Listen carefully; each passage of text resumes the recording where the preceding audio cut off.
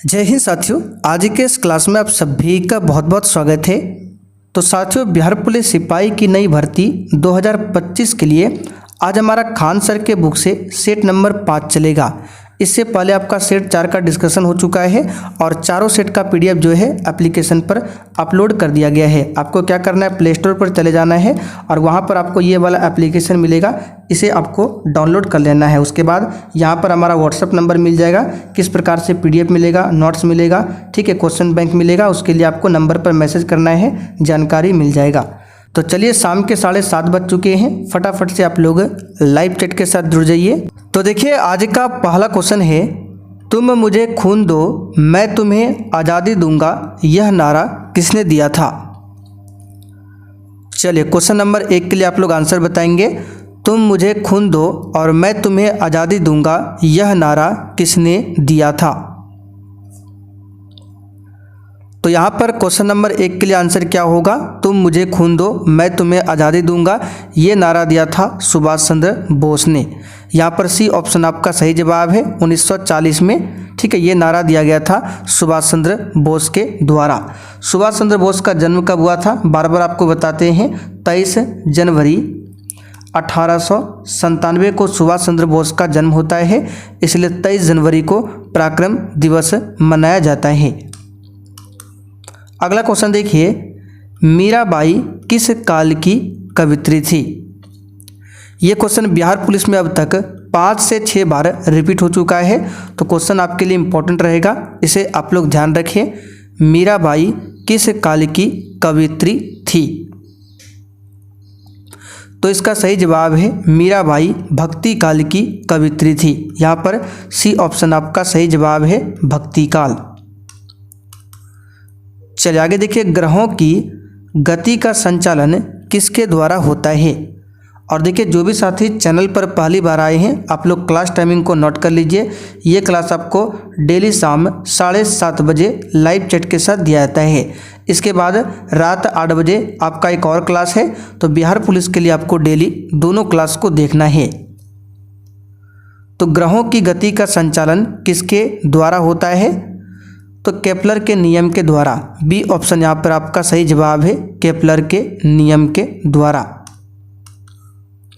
चलिए आगे देखिए, 1907 में जमशेदजी टाटा द्वारा टिस्को की स्थापना कहाँ पर किया गया था। बताइए, 1907 में जमशेदजी टाटा द्वारा टिस्को की स्थापना कहाँ पर किया गया था। तो यहाँ पर इस क्वेश्चन का आंसर क्या होगा, साक्ची, बिहार में। कहाँ पर किया गया था, बिहार में एक स्थान है साक्ची। तो बिहार के जमशेदपुर में Tata iron and steel company limited की स्थापना 1907 में किया गया था जमशेदजी टाटा के द्वारा। चलिए आगे देखिए, नाइट्रोजन गैस वायुमंडल में कितने प्रतिशत में उपस्थित है। तो ये क्वेश्चन भी कई बार बता चुके हैं। वायुमंडल में सबसे अधिक नाइट्रोजन है 78%। नाइट्रोजन के बाद दूसरा स्थान रखता है ऑक्सीजन, जो कि 21% है, ठीक है। और कार्बन डाइऑक्साइड की बात करें 0.03% है। अच्छा, वायुमंडल में कौन सी अक्रिय गैस सबसे अधिक है, तो आर्गन एकमात्र ऐसा अक्रिय गैस है जो वायुमंडल में सबसे अधिक है, 0.93% के आसपास। अच्छा, वायुमंडल में कौन सा अक्रिय गैस नहीं पाया जाता है, तो याद रखिएगा, रेडॉन एकमात्र ऐसा अक्रिय गैस है जो कि वायुमंडल में बिल्कुल भी नहीं है। चलिए आगे देखिए, निम्नलिखित में से कौन सी रबी फसल नहीं है। बताइए, इसमें से कौन सी रबी की फसल नहीं है। तो यहाँ पर इसका सही जवाब क्या होगा, ज्वार, ठीक है, ये रबी की फसल नहीं है, ज्वार। ज्वार हो गया, बाजरा हो गया, मक्का, ये खरीफ की फसल है, जबकि गेहूं, सरसों, चना ये रबी की फसल है। भारत का सबसे लंबा बांध कौन सा है। चलिए, और जैसे क्लास खत्म होगा इसका पूरा पीडीएफ आपको आंसर के साथ बिहार पुलिस के बैच में मिल जाएगा एप्लीकेशन पर। एप्लीकेशन का लिंक डिस्क्रिप्शन बॉक्स में दिया हुआ है, जाकर आप लोग डाउनलोड कर लीजिए। तो देखिए, भारत का जो सबसे लंबा बांध है ये कौन सा बांध है, तो याद रखिएगा हीराकुंड बांध। ये उड़ीसा राज्य में है, महानदी पर। ये सबसे लंबा बांध है। भारत का सबसे ऊंचा बांध पूछे तो टिहरी बांध है। ठीक है, टिहरी बांध सबसे ऊंचा बांध है। ये उत्तराखंड राज्य में टिहरी के पास बना हुआ है, टिहरी बांध। अगला क्वेश्चन देखिए, भारत में उष्णकटिबंधीय सदाबहार वन कहाँ पर पाए जाते हैं? तो ये क्वेश्चन भी आपको बता चुके हैं सदाबहार वन के बारे में। जिस वन के पेड़ पौधे सालों भर हरे भरे रहते हैं वो आपका होता है सदाबहार वन। और हम सब का जो इलाका है बिहार में, यहाँ पर आपने देखा होगा कुछ समय ऐसा भी आता है, उस समय क्या होता है, वृक्ष के सारे पत्ते गिर जाते हैं। तो हमारे जो क्षेत्र में वन है वो सदाबहार वन नहीं है, ये पतझड़ वन है। तो सदाबहार वन जो पाया जाता है, याद रखिएगा, नोट कर लीजिए, पश्चिमी घाट में। एक आपका हो गया पश्चिमी घाट, दूसरा उत्तर पूर्वी भारत। अब उत्तर पूर्वी भारत में जैसे असम हो गया, अरुणाचल प्रदेश, मेघालय, मणिपुर, मिजोरम, नागालैंड और त्रिपुरा जैसे राज्यों में, ये आपका हो गया उत्तर पूर्वी भारत। ठीक है, तो पहला पश्चिमी घाट, दूसरा उत्तर पूर्वी भारत, तीसरा अंडमान निकोबार द्वीप समूह और चौथा पूर्वी हिमालय। पूर्वी हिमालय का मतलब सिक्किम और पश्चिम बंगाल के दार्जिलिंग के कुछ हिस्सों में। ठीक है, तो ऑप्शन के अकॉर्डिंग बताइए कौन सा होगा। तो जो भी बच्चे ऑप्शन सी बता रहे बिल्कुल सही जवाब है असम। ये उत्तर पूर्वी भारत का हिस्सा है असम, यहाँ पर भी सदाबहार वन पाया जाता है। अब असम की बात करें तो यहाँ पर 2 नेशनल पार्क है। एक है काजीरंगा नेशनल पार्क जो कि एक सींग वाले गेंडे के लिए बहुत ही प्रसिद्ध है, दूसरा है मानस नेशनल पार्क। ठीक है, ये दोनों कहाँ पर है, असम में। चलिए आगे देखिए, वृष्टि छाया क्या है। और प्रश्न के साथ हम आपको जो भी एक्स्ट्रा क्वेश्चन बताते हैं उसका पूरा आपको लिखा हुआ नोट्स मिल जाएगा। ठीक है, ये हमारा व्हाट्सअप नंबर है, मैसेज कर सकते हैं 9631887058। इस नंबर पर व्हाट्सअप मैसेज कर सकते हैं। तो वृष्टि छाया क्या है, तो यहाँ पर इस क्वेश्चन का आंसर क्या हो जाएगा बताइए। तो इसका सही जवाब हो जाएगा एक ऐसा क्षेत्र जो अपेक्षाकृत रूप से धरातलीय अवरोध के प्रभाव से कम वर्षा वाला क्षेत्र, यानी कि जहाँ पर वर्षा बहुत ही कम होता है वो आपका वृष्टि छाया प्रदेश होता है। ठीक है, और यहाँ पर क्या होता है, वर्षा की मात्रा बहुत कम होती है और आसपास शुष्क जलवायु होने के कारण यहाँ की ज़मीन जो है बहुत ही कठोर हो जाती है वृष्टि छाया वाले क्षेत्रों में। भारत की स्थल सीमा की कुल लंबाई कितनी है? देखिए ये क्वेश्चन किसी का भी गलत नहीं होना चाहिए, क्योंकि आज से लगभग 4 से 5 दिन पहले ही इस क्वेश्चन को बहुत ही डिटेल्स में आपको बताए थे। तो जो भी रेगुलर क्लास करते हैं बिल्कुल आराम से आंसर बता सकते हैं। जैसे कि ये नीचे भारत का नीचे साइड का मैप बना लेते हैं एग्जाम्पल के तौर पर। तो भारत के नीचे साइड में जितने भी राज्य हैं, ठीक है, तमिलनाडु हो गया, केरल हो गया, महाराष्ट्र, गुजरात, गोवा, कर्नाटक, ये सभी राज्य जो है आपका समुद्र तट से लगा हुआ है। और नीचे साइड की लंबाई की बात करें तो ये आपका 6100 किलोमीटर है। ठीक है, 6100 किलोमीटर। अगर इसमें से अंडमान निकोबार द्वीप समूह और लक्षद्वीप को भी मिला लें तो ये हो जाता है 7516.6 किलोमीटर। तो ये हो गया जलीय सीमा की कुल लंबाई, और ये हो गया आपका मुख्य भूमि की कुल लंबाई जलीय सीमा वाली। लेकिन ऊपर का अगर पूछे जो स्थलीय सीमा है जहाँ पर समुद्र नहीं है, ये कितना है, तो ये है 15200।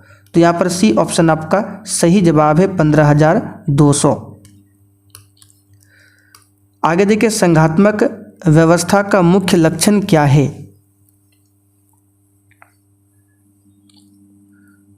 तो साथियों, संघात्मक शासन व्यवस्था में प्रांतीय सरकार सर्वोच्च होती है। ठीक है, तो यहाँ पर इसका हो जाएगा ए ऑप्शन। चलिए आगे देखते हैं, सर्वोच्च न्यायालय यानी सुप्रीम कोर्ट के न्यायाधीशों को पदच्युत किया जा सकता है। यानी सुप्रीम कोर्ट के न्यायाधीशों को अगर हटाना है तो कैसे हो सकता है, किसके द्वारा, ये आपसे पूछा जा रहा है। तो सर्वोच्च न्यायालय के न्यायाधीश को हटाने के लिए संसद के दोनों सदनों द्वारा एक प्रस्ताव पारित किया जाता है। ठीक है, संसद के दोनों सदनों के द्वारा। तो ऑप्शन के अकॉर्डिंग सी ऑप्शन आपका सही जवाब है, संसद के दोनों सदनों के द्वारा। और फाइनल इस पर होता है राष्ट्रपति। ठीक है, तो ऑप्शन में तो राष्ट्रपति है नहीं।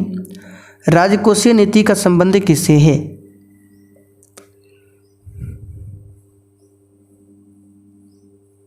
तो राजकोषीय नीति का संबंध किससे हो जाएगा? तो राजकोषीय नीति एक मार्गदर्शक शक्ति है जो सरकार को यह तय करने में मदद करती है कि आर्थिक गतिविधि का समर्थन करने के लिए उसे कितना पैसा चाहिए, यानी कि यह एक वित्तीय वर्ष में सरकार की प्राप्तियों एवं उनके व्यय से संबंधित है। तो यहाँ पर इसका सही जवाब क्या हो जाएगा? सरकारी राजस्व और व्यय से संबंधित है राजकोषीय नीति। भारत में दल बदल संबंधी मामले पर अंतिम निर्णय लेने का अधिकार किसको प्राप्त है? बताइए। तो दल बदल कानून कब आया था? 1985 में आया था, जो कि 52वां संविधान संशोधन हुआ था 1985 में, और इसी के तहत संविधान में 10वीं अनुसूची को जोड़ा गया था जो कि दल बदल से ही संबंधित है। और इस मामले पर अंतिम निर्णय लेने का अधिकार प्राप्त है सदन के अध्यक्ष को। ठीक है, यहाँ पर ए ऑप्शन आपका सही जवाब है, सदन के अध्यक्ष को। भारत में नागरिकों के मौलिक अधिकारों का संरक्षक कौन है?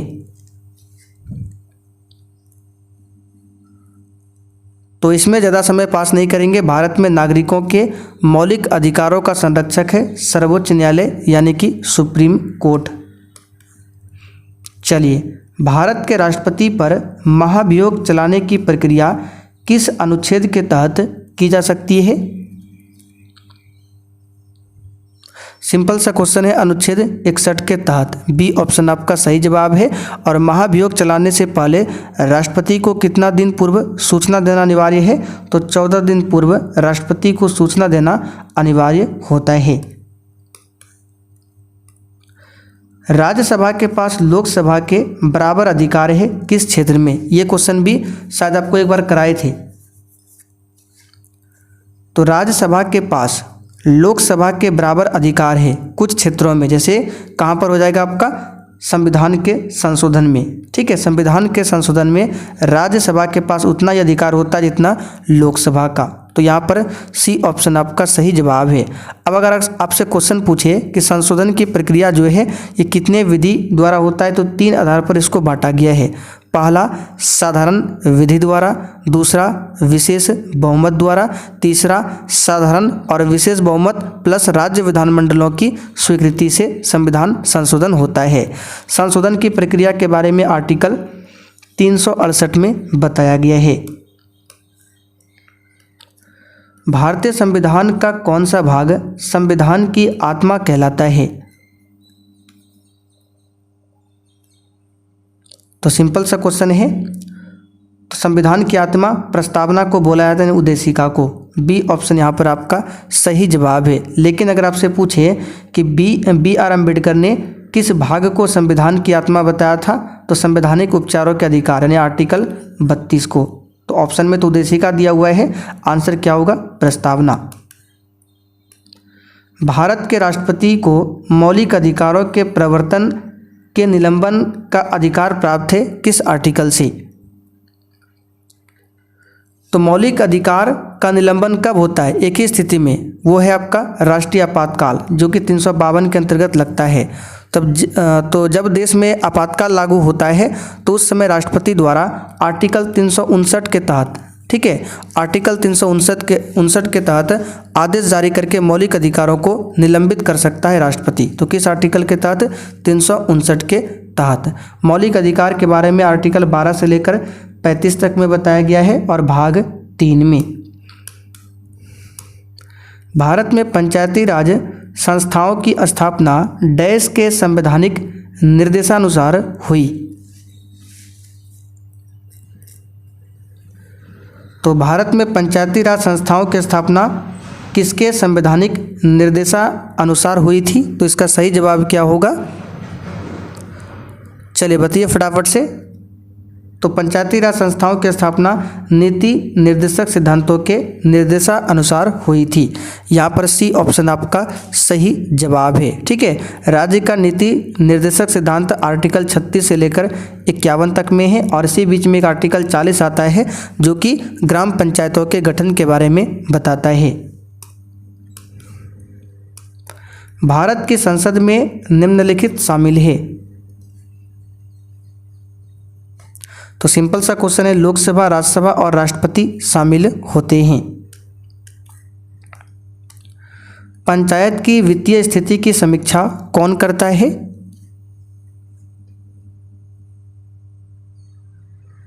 बताइए। तो पंचायत की वित्तीय स्थिति की समीक्षा जो है ये करता है कौन? तो राज्य वित्त आयोग। यहाँ पर सी ऑप्शन आपका सही जवाब है, राज्य वित्त आयोग। एक आर्टिकल 280 है जिसमें वित्त आयोग के बारे में बताया गया है, एक आर्टिकल 243 आई है जिसमें राज्य वित्त आयोग के बारे में बताया गया है। तो दोनों आर्टिकल को आपको ध्यान रख के चलना है। चलिए आगे देखिए। भारतीय संविधान के आर्टिकल 326 के अनुसार हर राज्य के विधानसभा और विधान परिषद के चुनाव वयस्क मताधिकार के आधार पर होंगे। तो वयस्क मताधिकार से तात्पर्य है कि प्रत्येक भारतीय नागरिक की उम्र चुनाव में भाग लेने के लिए कितने वर्ष से कम नहीं होना चाहिए? तो सिंपल सा क्वेश्चन है, 18 वर्ष से कम नहीं होना चाहिए। ये पहले कंडीशन था 21 वर्ष का, लेकिन बाद में एक संशोधन होता है 61वां 1989 में, इसी के तहत 21 वर्ष से घटाकर 18 वर्ष किया गया। विदेशी निवेश क्या कहलाता है? तो साथियों, बहुराष्ट्रीय निगमों द्वारा किया गया निवेश को ही विदेशी निवेश कहते हैं। तो यहाँ पर देखिए डी ऑप्शन में दिया हुआ है। चलिए आगे देखते हैं। किस उत्पाद के लिए हॉलमार्क का उपयोग होता है? बताइए, किस उत्पाद के लिए हॉलमार्क का इस्तेमाल किया जाता है? तो इसका सही जवाब है ज्वेलरी। ठीक है, ज्वेलरी के उत्पाद के लिए हॉलमार्क का उपयोग होता है। हॉलमार्क क्या है? तो हॉलमार्क उनकी गुणवत्ता प्रमाणित करने के लिए लगाई जाती है। उस एजेंसी का नाम जिसके मार्फत सरकार बफर स्टॉक के लिए खाद्यान्न खरीदती है वह क्या है? तो यह है FCI यानी भारतीय खाद्य निगम। FCI यहाँ पर दिखे दिया है भारतीय खाद्य निगम। ए ऑप्शन यहाँ पर आपका सही है। चलिए आगे बढ़ते हैं। भारत सरकार की तरफ से करेंसी नोट कौन सी एजेंसी जारी करती है? तो आसान सा क्वेश्चन है, भारतीय रिजर्व बैंक। ठीक है, ये एक केंद्रीय बैंक है, इसे बैंकों का बैंक भी बोला जाता है। वर्ल्ड बैंक की बात करें तो इसका हेडक्वार्टर वाशिंगटन DC में है। सामाजिक न्याय क्या दर्शाता है?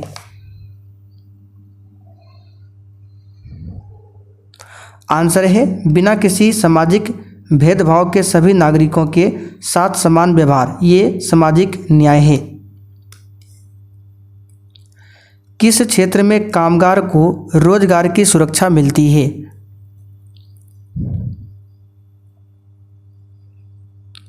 बताइए। तो संगठित क्षेत्र में कामगार को रोजगार की सुरक्षा मिलती है और उन्हें कुछ निश्चित घंटों के लिए ही कार्य करना होता है। आंसर है संगठित क्षेत्र। ठीक है, संगठित क्षेत्र वह क्षेत्र होता है जो सरकार के साथ पंजीकृत होता है। चलिए, किसी वस्तु का मूल्य निर्धारित होता है किसके द्वारा? तो किसी वस्तु का मूल्य मांग और पूर्ति दोनों के द्वारा निर्धारित होता है। डैश आर्थिक स्थितियों को प्रभावित करने के लिए सरकारी व्यय और कर नीतियों का उपयोग होता है। इसका आंसर है राजकोषीय नीति। राजकोषीय नीति आर्थिक स्थितियों को प्रभावित करने के लिए सरकारी व्यय और कर नीतियों का उपयोग है। तो आंसर होगा सरकारी राजकोषीय नीति। निम्न में से कौन सा गैर पारंपरिक ऊर्जा का स्रोत है? एक होता है पारंपरिक ऊर्जा का स्रोत, एक है गैर पारंपरिक ऊर्जा का स्रोत। तो गैर पारंपरिक ऊर्जा का स्रोत जिसको नवीकरणीय ऊर्जा संसाधन भी बोला जाता है, जैसे कि पवन ऊर्जा, जल विद्युत ऊर्जा, ठीक है, समुद्री ऊर्जा, भूतापीय ऊर्जा, ये गैर पारंपरिक ऊर्जा के स्रोत है यानी कि नवीकरणीय है।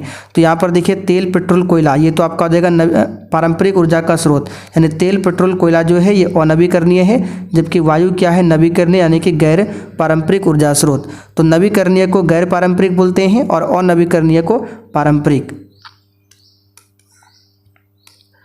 ग्रामीण महिलाओं के बीच बचत को बढ़ावा देने के लिए देने का निम्न में से कौन सी योजना का उद्देश्य है? तो ये है महिला समृद्धि योजना। ठीक है, महिला समृद्धि योजना। सीआरपीएफ का निम्नलिखित में से कौन सा विशेष विंग है जो दंगों और दंगों जैसी स्थितियों से निपटने के लिए बनाया गया था?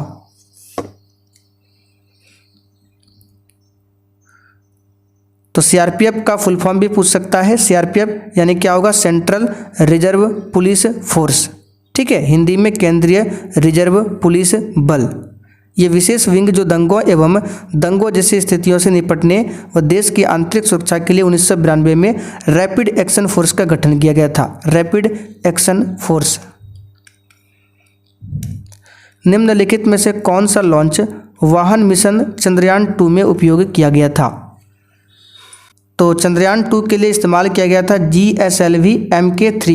ठीक है, यहाँ पर देखिए GSLV Mk3 का इस्तेमाल किया गया था। ए ऑप्शन आपका सही जवाब है, ध्यान रखिएगा। ठीक है, 14 जुलाई 2023 को लॉन्च किया गया था चंद्रयान 3। और चंद्रयान 2 को कब लॉन्च किया गया था? तो 2019 में चंद्रयान 2 को लॉन्च किया गया था और चंद्रयान 3 को 14 जुलाई 2023 को लॉन्च किया गया था और लैंडिंग सफल हुआ था 23 अगस्त 2023 को। निम्नलिखित में से किस तारीख को अंतर्राष्ट्रीय शांति दिवस के रूप में मनाया जाता है? तो अंतर्राष्ट्रीय शांति दिवस शायद हमने कल या परसों भी आपको बताया था, 21 सितंबर को मनाया जाता है। 21 सितंबर। 2 सितंबर को विश्व नारियल दिवस, 28 सितंबर को विश्व रेबीज दिवस, 15 सितंबर को अंतर्राष्ट्रीय लोकतंत्र दिवस। ग्रैमी अवार्ड किस क्षेत्र में दिया जाता है? तो आसान क्वेश्चन है, संगीत के क्षेत्र में ग्रैमी अवार्ड दिया जाता है। निम्नलिखित में से कौन सी सेना जो भारत सरकार की महत्वपूर्ण एजेंसियों में से है 1982 से वार्षिक कैलाश मानसरोवर यात्रा के सफल संचालन में शामिल होती रही है? तो कैलाश मानसरोवर यात्रा सफल संचालन में ITBP का योगदान है। ITBP यानी क्या हो गया आपका? इंडिया तिब्बत। इंडिया तिब्बत। ठीक है, और border police, India Tibet border police. तो यहाँ पे क्या आ जाएगा? भारत तिब्बत सीमा पुलिस बल। ठीक है, यहाँ पर देखिए दिया है भारत तिब्बत सीमा पुलिस बल यानी इंडिया तिब्बत बॉर्डर पुलिस। यहाँ पे देखिए ITBP, सी ऑप्शन सही है। निम्नलिखित में से किस देश ने दुनिया का प्रथम तैरता हुआ परमाणु संयंत्र बनाया है?